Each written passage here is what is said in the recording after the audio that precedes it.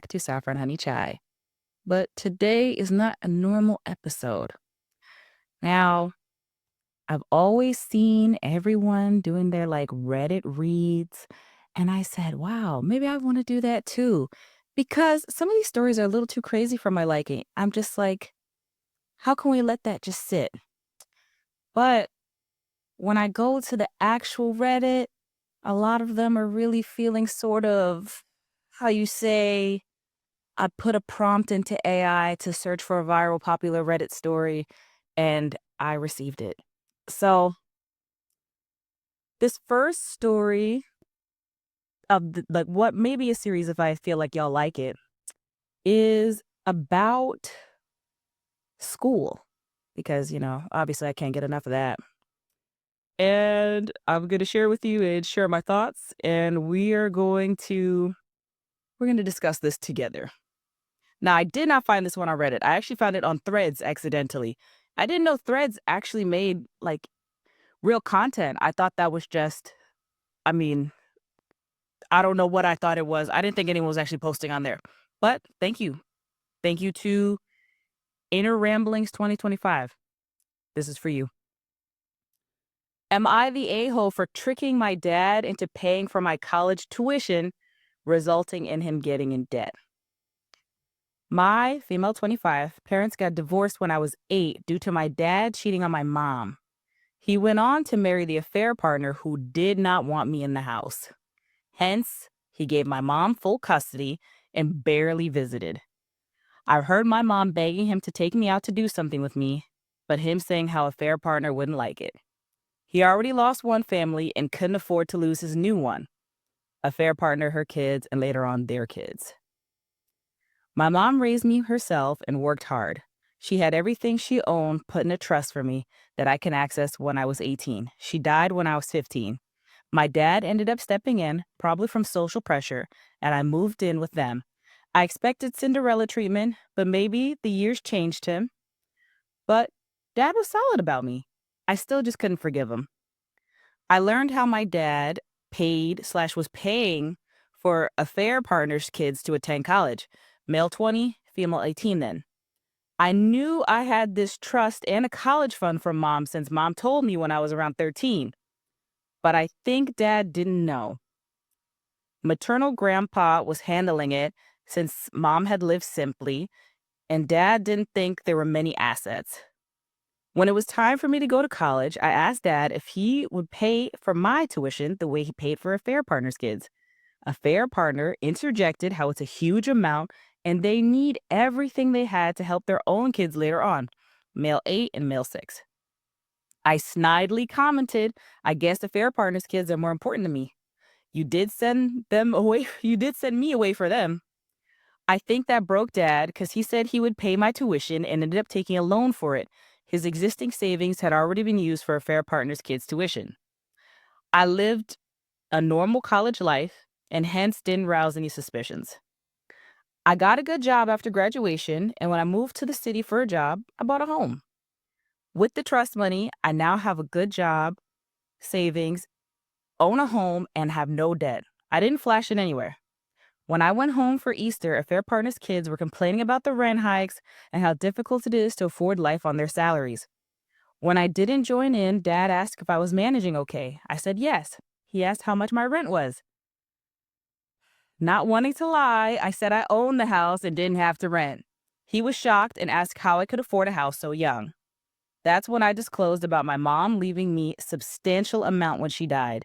Dad was silent after that, but affair partner got mad and told me it was horrible for me to make dad get a loan to pay my tuition when I could have paid it myself. I told her it wasn't about the money. It was my dad contributing to my life the way he contributed to her kids. That's how it was fair. Now she and her kids are calling me the a-hole. Am I? I'm going to say no. I'm going to say no. Now, obviously, there was treachery involved. You did lie to him, but he also lied to and cheated to your mom and then abandoned you for several years. So I got to argue you're in the clear. There's no amount of money that can make up for a childhood without a living father, because he was alive the whole time. If he died or he was sick or something, then yeah, you'd be really mean to trick him or his family into doing that for you. But he was fully alive and just decided, well, I mean, I already lost one family, but he didn't like lose them. He didn't like drop them in the street. It's like, oh man, I lost all these quarters. Like he decided in a series of decisions, okay, I'm going to go do this. And then I'm going to keep doing this and say, oh, I'm working late or I'm doing that or that. And I mean, he did what he did. He had his fun. And I don't know what to tell you.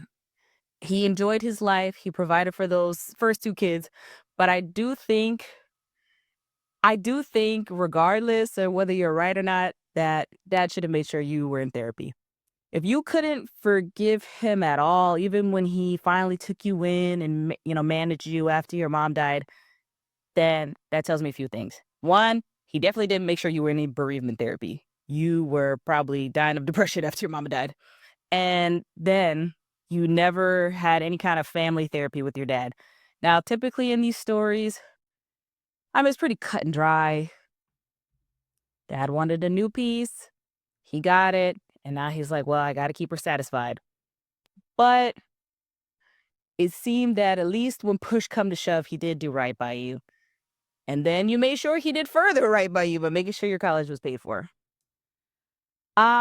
Morally, you know, you are wrong. Morally, you are the a-hole, but justified. So I'm gonna let you get away with it this time. I mean, I'm not a cop, of course. You didn't do anything illegal, but I'll let it I'll let it slide. I'll let it happen. I'm glad that you managed to avoid the rent crisis that everyone else is dealing with, and that um there was some benefit to all your years of suffering. Ultimately, I find these sort of stories very sad because I know that the dad is gonna take this and be like, "Wow, what happened here?" And I don't know how he's gonna think through it. Because some people, when these things happen, they think through it and they say to themselves, "Well, is this my fault? Did I do this?"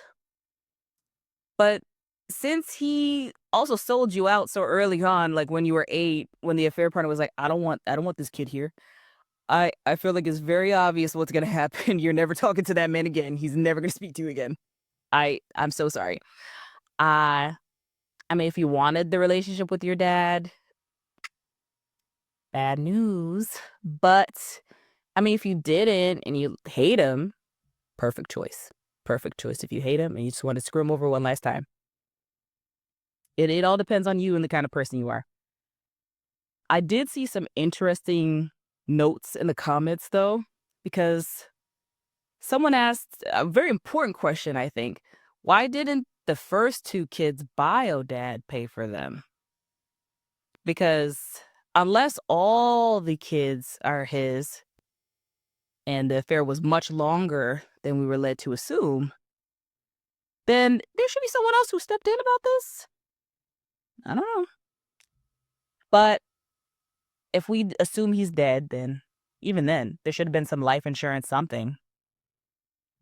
So that was my stab at this. If you guys like it, let me know and I'll make some more of these. But otherwise, this is it. Um, so thanks for joining in this time. Uh, yep, that's it for that one.